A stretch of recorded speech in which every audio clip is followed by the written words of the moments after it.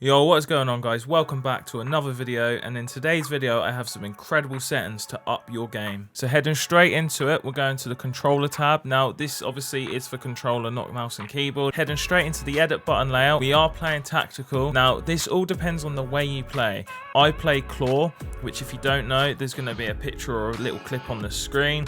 It's basically where you use your little index finger over onto your buttons, so your A, B, Y, X. Basically allows me to do more with my hand in game than what I can just holding it standard. I don't have to take my right thumb off of the right stick, which could impede my aim. Now, if you can't play claw, what I would suggest, bumper jumper tactical will help you a bunch. Again, it's like having a scuff. It's like playing claw. As you can see there, it has a description on the side. So you use your LB to jump and mantle. Obviously, it would take a little while to get used to, but it will help you out in the long run. I promise. Controller vibration. I don't think this gets touched on enough when I see people do their setting. This off, it has to be off, bro. Controller vibration, throw your aim off so much. Like, it seems so simple. Some people may prefer it, but I just think turning it off elevates your game. It's something so simple, but it just works. The stick sensitivity, I've gone 13. I am probably going to up this to 20. Not sure yet, but that works for me. My ADS sensitivity multiplier is 0.65. That just means when I aim in, it does slow down a little bit. It just helps me in those battles, keeping the recoil under control, and I still get the fast movement with 13. Sensitivity multiplier doesn't matter. Now for the gameplay settings, what I do is automatic sprint is always tactical sprint. This just means that when you do sprint, it's going to choose the fastest sprint for you, which of course is the tactical sprint. There's many variations on how to cancel the sprint and gain your tactical sprint back and so on. I'm not going to go through it in this video, but tactical sprint automatically running, it needs to be on because it will just help you. Interact and reload, prioritize interact. This is going to be big in Warzone. It just means that if there's a gun on the floor and you need to reload your gun, if you press X, it will pick up the gun on the floor rather than reload. So you do have to hold it to reload, but it does work well. Into the advanced settings, obviously aim assist on. You'd be silly not to. The aim assist type is black op with a response curve type of dynamic. ADS sense multiplier, just leave that as 1. Sensitivity transition timing, I have mine on instant. Custom sensitivity per zoom, you can do this. I have mine off because I've got my ADS time set to 0.65, so I want it slower. If you can play with the faster ADS, I would suggest turning it on and following these settings. These are my custom settings that I've done. It works well. It's just when I went to a higher sensitivity, I had to just lower my ADS. Inputs dead zone. Now this does help a lot. Providing your controller isn't broken with like stick drift, you want to put your left stick min on 0.01 and your right stick on 0.01. Your left stick max 0.90 and your right stick at 0.99. Then your left trigger and right trigger, put that on 0. This means that the slightest touch to them triggers and it's responding to you, so you have the fastest response rate on your triggers. So the minute you touch your trigger, you are shooting, whereas before it would be, I think the default's like 0.13. That's all for the rest of those settings on advanced. I haven't touched any of those. Now some quick little tips in the interface. If you do have crashing issues, go down to the bottom, go to parallax effects and turn this off. Also center dot, I enable that because it just gives you that slight little dot. I'll show you some footage now. This can help for pre-aiming the corners, so if people are coming around, you can sort of aim for where their head is. It's really good for beginners, and even someone like myself who's played for so long, it's such a big help. And in the scale, it depends. Larger and largest, I mean, I think largest shows like a similar size to a red dot or larger, one of those. I just play on default because I like the small little dot in the middle of the screen. Vertical heads up display, bounds, and horizontal, put those on 0 and your mini map on square, just because this brings the mini map so close to your screen.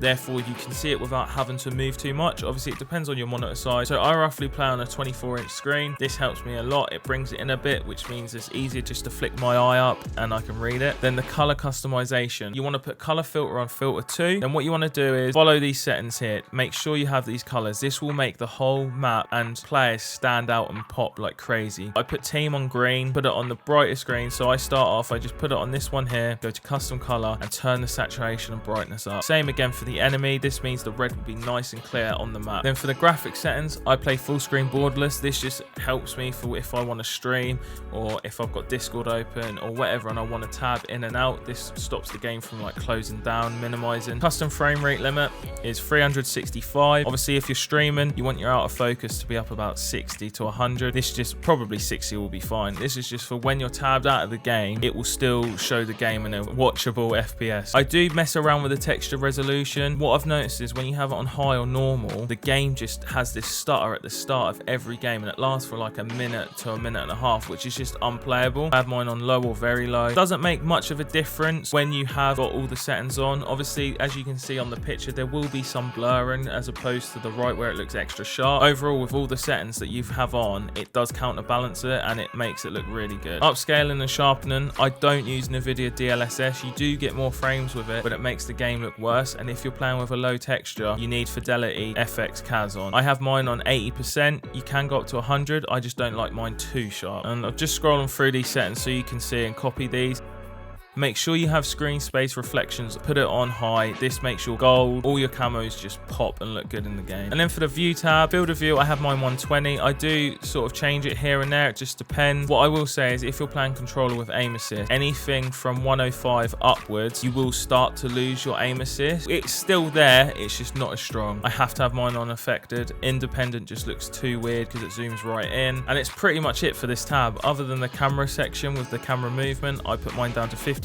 This just stops any sort of like head bobbling. It is there to help people with motion sickness. I don't suffer with it. I just think it looks a bit ugly. But yeah, that's it, guys. I hope you did enjoy the video, and I hope these settings will help you out. Like I said, it is all personal preference and you can change the thing. This is just what I've found looks the best and plays the best. I'm averaging about 150 to 160. Sometimes, depending on the map, it goes down to like 120, 130. But in terms of overall looks and the game, don't see a massive difference when your FPS jumps up towards 200. I was hitting 200 to 220, but the game looked awful. So this is a good balance. I hope you did enjoy. I'll catch you in the next one. Peace.